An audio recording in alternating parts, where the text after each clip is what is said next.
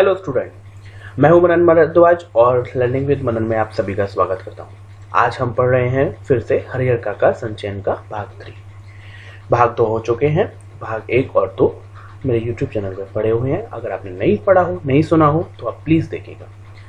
हम बात करते हैं, यहाँ पे बात चल रही थी हरिहर काका और ठाकुरबाड़ी के महंत के बीच एक संवाद चल रहा था। हरिहर काका एक परेशानी में है, मैंने वो परेशानी बताई आपको। वो अपने परिवार के से उनका मुंह भंग हो रहा था, तो उस परेशानी के चलते जो समस्या उनको आ रही थी, तो जो ठाकुरबाड़ी के महंत हैं उनको समझा रहे हैं कि वो अपनी ज़मीन जो उनके हिस्से की है वो ठाकुरबाड़ी को दे दें। आगे बढ़ते हैं। हरिहर देर तक महंत जी की बातें सुनते रहे। महंत जी की बातें उनके मन में बैठती जा रही थी।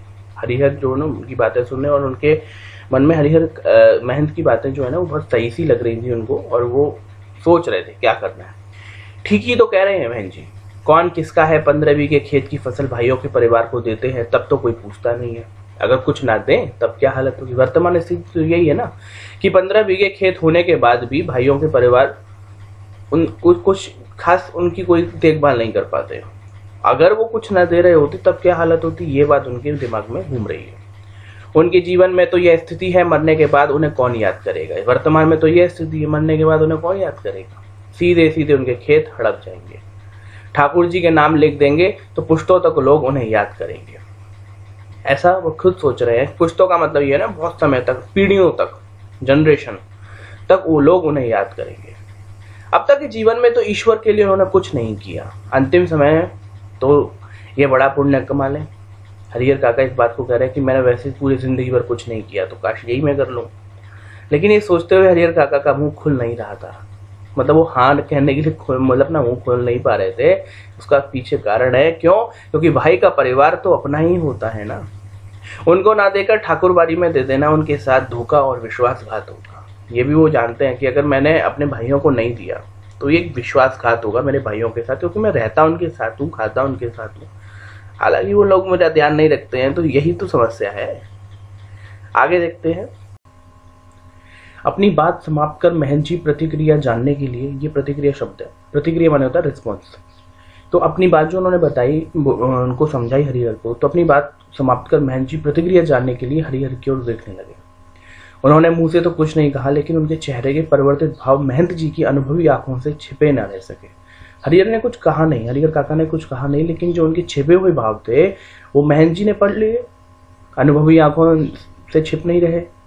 और यहाँ पे हरिहर महंत जी को ये समझ में आ गया कि हरिहर काका जो है वो बड़े इस वक्त कंफ्यूजन में, दुविधा में है कि बात तो सही कह रहे हैं महंत जी, और उधर भाइयों को कैसे छोड़ा जाए।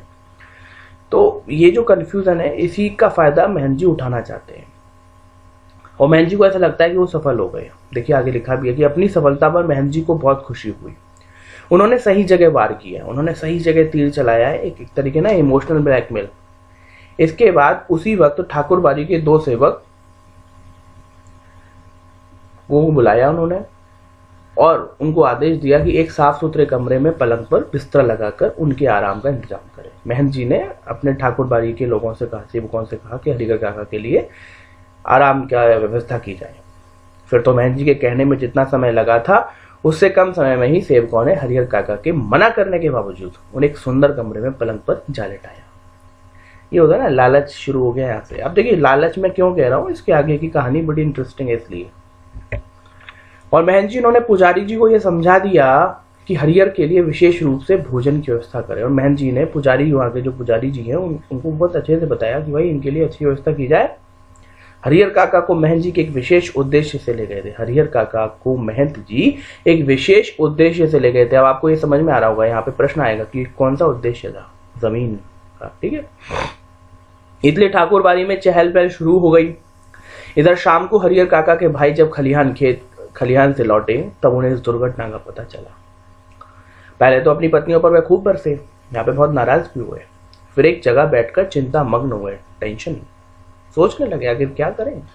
हालांकि गांव के किसी व्यक्ति ने भी उनसे कुछ नहीं कहा था। महंत जी ने हरिहर काका को क्या क्या समझाया है इसकी भी जानकारी उन्हें नहीं थी। अभी भाइयों को इतना जानकारी नहीं है, और इतना चिंता क्यों हो रहे हैं उसके पीछे 2 कारण हो सकते हैं बिल्कुल। एक तो भाई है और दूसरा आप समझ ही सकते हैं 15 बीघा खेत। तो ये भी देखते हैं, किसकी भी जानकारी उन्हें नहीं थी, महन जी ने उन्हें क्या समझाया, फिर भी वो अभी तनाव में है। आगे देखते हैं। लेकिन इसके बावजूद उनका मन शंकालु और बेचैन हो गया। भाइयों के संदर्भ में कही जा रही है लाइन। दरअसल बहुत सारी बातें ऐसी होती हैं जिनकी जानकारी बिना बताए ही लोगों को मिल जाती है। शाम गहराते गहराते शाम होते होते हरिहर काका के तीनों भाई ठाकुर बाड़ी पहुंचे। वो रहा नहीं गया ना भाई, क्या बातें देखें। उन्होंने हरिहर काका को वापस घर चलने के लिए कहा। इससे पहले कि हरिहर काका कुछ कहते, महन जी बीच में आ गए। महन जी आप समझ ही रहे हैं, आप पूरी फैमिली के बीच में आ रहे हैं, यहाँ कहाँ बीच में आ रहे हैं। तो महन जी बीच में आ गए। आज हरिहर को यहीं रहने दो, बीमारी से उठा है, इसका मन अशांत है, ईश्वर के दरबार में रहेगा तो शांति मिलेगी। लेकिन उनके भाई उन्हें घर ले चलने के लिए जिद करने लगे। इस पर ठाकुर बाड़ी के साधु संत उन्हें समझाने लगे। क्या हो जाता अगर वो चले जाते तो, लेकिन ठीक है। वहां उपस्थित गांव के लोगों ने भी कहा कि एक रात ठाकुर बाड़ी में रह जाएगा तो क्या हो जाएगा। अंततः भाइयों को निराश होकर वहां से लौटना पड़ा। अब भाइयों का थोड़ा सा तनाव बढ़ा, क्या बात है, क्यों नहीं आ रहा, कैसे, क्या दिक्कत। रात में हरिहर काका को भोग लगाने के लिए, माने खाने के लिए भोजन के समय जो मिष्टान्न और व्यंजन मिले, जो खाने के लिए मिठाइयाँ व्यंजन मिले, पूरी सब्जी, मतलब खूब तरह तरह का पकवान, वैसे उन्होंने कभी नहीं खाए थे। ये एक बहुत बड़ी बात है। इतनी अच्छी फैमिली, इतनी अच्छा सब कुछ होने के बाद भी उनको अच्छा खाना नसीब नहीं हुआ था। और ये कहा जाता है कि इंसान के अगर मन को जीतना है तो उसके पेट को जीतिए, मतलब पेट के रास्ते इंसान के मन को जीता जा सकता है, अच्छा अच्छा खिला पिला करके। घी टपकते मालपुए, रस बुनिया, लड्डू, छेने की तरकारी, दही, खीर, मजा आ गया। तो कहने का मतलब इतना सारी चीज उनको खिलाई जा रही है, क्यों? पीछे एक कारण है। महल जी उनकी जमीन को अपने नाम करवाना या मंदिर के नाम करवाना चाहते हैं। पुजारी जी ने स्वयं अपने हाथों से खाना परोसा था। पास में बैठे महन जी धर्म चर्चा से मन में शांति पहुंचा रहे थे। पास में मतलब महन जी बैठे और धर्म की चर्चाएं चल रही हैं। हरिहर काका का तो मन ही अच्छा हो गया। एक ही रात में ठाकुर बाड़ी में जो सुख, शांति और संतोष पाया, वह अपने अब तक के जीवन में उन्होंने नहीं पाया था। ये तमाचा है उनके भाइयों के ऊपर। एक रात में ठाकुर बाड़ी के लोगों ने इतनी सुख, शांति और संतोष दे दिया, जीवन में उन्हें ऐसा नहीं मिला। इधर तीनों भाई रात भर सो नहीं सके। इधर भाई देखो कितना प्यार करते हैं कि वो बेचारे टेंशन में सो नहीं पाए। भाभी आशंका, प्यार किस प्रकार का है ये देखना है। भाभी आशंका उनके मन को मथती रही, मथती माने मतलब घुमाती रही दिमाग को। 15 बीघा खेत, ओहो, इन्हें तो टेंशन 15 बीघे खेत की है। 15 बीघा खेत, इस गांव की उपजाऊ जमीन, 2 लाख से अधिक की संपत्ति अगर हाथ से निकल गई तो फिर वे कहीं के नहीं रहेंगे। सुबह तड़के ही तीनों भाई पुनः ठाकुर बाड़ी पहुंचे। माने कहने का मतलब रात भर जो उनको टेंशन था, उन्हें भाई की टेंशन नहीं थी, उन्हें संपत्ति की थी। ठीक, देखिए जमाना है ये। हरिहर काका के पांव पकड़ रोने लगे, अपनी पत्नियों की गलती के लिए माफी मांगी तथा उन्हें दंड देने की बात कही। साथ ही खून के रिश्ते की माया फैलाई। मतलब खून के रिश्ते की माया फैलाई का अर्थ ये यहाँ पे ये है कि उन्हें खून का रिश्ता याद दिलाएगा। अरे यार तुम तो मेरे भाई हो, ये हो वो हो, फिल्में देखते हो, पता होगा, मैं क्या इतना बताऊं। तो देख रहे हैं ना कि कैसे क्या कहते हैं, भाई अब उनके पास लौट करके आ गए, क्योंकि उन्हें तनाव उन हरिहर काका की चिंता नहीं है। हरिहर काका की जो संपत्ति 2 लाख की संपत्ति है, उपजाऊ जमीन है, वो हाथ से न निकल जाए। देखिए ये है समाज। हरिहर काका का दिल पसीज गया जब उनके भाई उनके पैरों में गिर करके माफी मांग रहे हैं अपनी पत्नियों के लिए और अपने लिए। उनका दिल पसीज गया। लेकिन आज भी वो अपने भाइयों की मंशा से परिचित नहीं है कि उनके भाई इसलिए नहीं आए कि उनसे प्रेम करते हैं। उनके भाई इसलिए आए क्योंकि 15 बीघा जमीन, 2 लाख की संपत्ति। लेकिन ठीक है, हरिहर काका का दिल पसीज गया। दिल पसीज गया माने वो मान गए, वह पुनः वापस घर लौट आए। लेकिन यह क्या, इस बार अपने घर पर जो बदलाव उन्होंने लक्ष्य किया, लक्ष्य माने देखा, उसने उन्हें सुखद आश्चर्य में डाल दिया। वो बड़े आश्चर्य में पड़ गए, सुखद आश्चर्य में एक अच्छा आश्चर्य उनको देखने को मिला। क्या कि घर के छोटे बड़े सब उन्हें सिर आंखों पर उठाने को तैयार है। ये मुहावरा है, यह मुंह का मतलब मुहावरा। इसका अर्थ हमारे नीचे लिखा है अत्यधिक बहुत सम्मान देना। इतना सम्मान मिल गया भैया, अभी तक नहीं मिला था। भाइयों की पत्नी ने उनके पैर पर माथा रखकर गलती के लिए क्षमा याचना की। समझ रहे हैं ना, एकदम पैरों में पड़ करके हरिहर काका से माफी मांगी। फिर उनकी आवभगत वही सत्कार और जो खातिर शुरू हुई, वैसी खातिर किसी के यहाँ मेहमान आने पर भी नहीं होती होगी। उनकी रुचि और इच्छा के मुताबिक दोनों जून खाना नाश्ता तैयार। दोनों जून का मतलब मैंने बताया था लास्ट वीडियो में, जून का मतलब दोनों समय का। 5 महिलाएं उनकी सेवा में तैनात। मुस्तैद का अर्थ होता है तैनात। 5 महिलाएं उनके काम के लिए तैनात। 3 भाइयों की पत्नियां और 2 उनकी बहुएं। हरिहर काका आराम से दालान में पड़े रहते। दालान बताया ही था मैंने, बरामदा। पड़े रहते, जिस किसी चीज की इच्छा होती आवाज लगाते ही हासिल। वे समझ गए थे कि यह सब महन जी के चलते ही हो रहा है, इसलिए महन जी के प्रति उनके मन में आदर और श्रद्धा के भाव निरंतर बढ़ते ही जा रहे थे। यहाँ पे वो थोड़ा सा ये है, अब ठीक है कैसा वो सोच रहे हैं हम सही गलत बाद में देखेंगे, लेकिन हरिहर काका के मन में महंत जी के लिए सम्मान बढ़ गया। क्यों? क्योंकि जो ना महंत जी अगर ना ले जाते तो भाई उनके लिए इतने परेशान नहीं होते और आज उनको इस प्रकार से सुख प्राप्त नहीं हुआ होता। बहुत बार ऐसा होता है कि बिना किसी के कुछ बताए गांव के लोग असली तथ्य से स्वयं वाकिफ हो जाते हैं। मतलब कुछ बिना बताए भी लोगों को पता चल जाता है। तो आप जानते हैं समाज में होता है ना कानाफूसी का काम। हरिहर काका की इस घटना के साथ ऐसा ही हुआ। दरअसल लोगों की जुबान से घटनाओं की जुबान ज्यादा पैनी और असरदार होती है।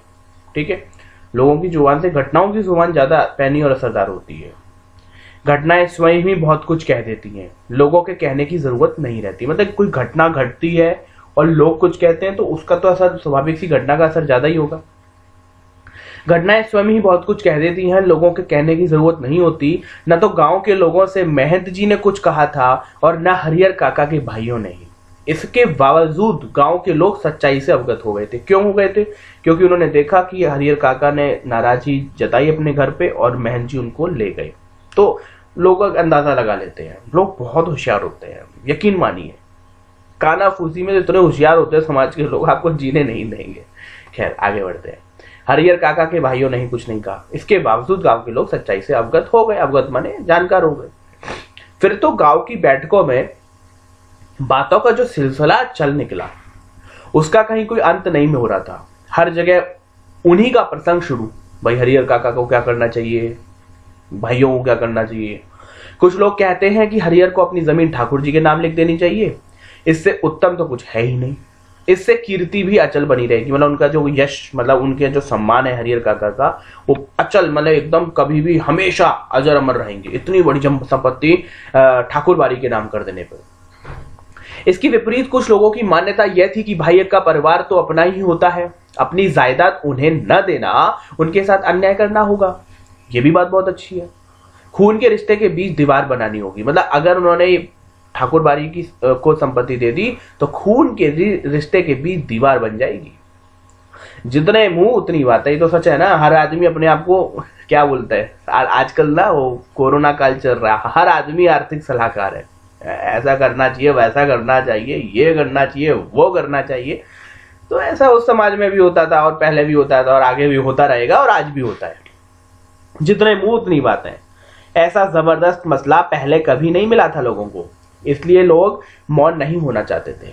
अपने अपने तरीके से समाधान ढूंढ रहे थे और प्रतीक्षा कर रहे थे कुछ घटित हो। चाहते थे लोग कुछ घटित हो, मनोरंजन हो रहा है ना इनको। हालांकि इसी क्रम में बातें गर्माहट भरी सी होने लगी थी। मतलब बातों में गर्माहट होने लगी थी। बातें गर्माहट का मतलब लोगों में गर्मा गर्मी तरह से डिस्कशन होने लगा था। ठीक, लोग प्रत्यक्ष और परोक्ष रूप से 2 वर्गों में बंटने लगे। प्रत्यक्ष और परोक्ष होने, डायरेक्ट और इनडायरेक्ट। अब मतलब 2 वर्ग होते जा रहे थे गांव में धीरे धीरे। कई बैठकों में दोनों वर्गों के बीच आपस में तू मैं भी होने लगी वर्गों के बीच में। ये बड़ी गलत बात है। वही मसला किसी के और घर का है और सुधार, मतलब चर्चा लोग कर रहे हैं। एक वर्ग के लोग चाहते थे कि हरिहर अपने हिस्से की जमीन ठाकुर जी के नाम लिख दे, तब ये ठाकुरबाड़ी न सिर्फ इलाके की ही सबसे बड़ी ठाकुरबाड़ी होगी, बल्कि पूरे राज्य में इसका मुकाबला कोई दूसरी ठाकुरबाड़ी नहीं कर सकेगी। माने सिर्फ ठाकुरबाड़ी बड़ी हो जाए इसीलिए वो जमीन दान कर दे। इस वर्ग के लोग धार्मिक संस्कारों के लोग हैं, साथ ही किसी न किसी रूप में ठाकुरबाड़ी से जुड़े हुए हैं। असल में सुबह शाम जब ठाकुर जी को भोग लगाया जाता है तब साधु संतों के साथ गांव में कुछ पेटू और चटोरे किस्म के लोग आते हैं। पेटू और चटोरे आप समझते ही होंगे, बहुत ज्यादा खाने पीने वाले लोग प्रसाद पाने के लिए वहां जुट जाते हैं। लेखक यहाँ पे आलोचना कर रहा है ऐसे लोगों की, इसलिए इस प्रकार के शब्दों का प्रयोग कर रहा है।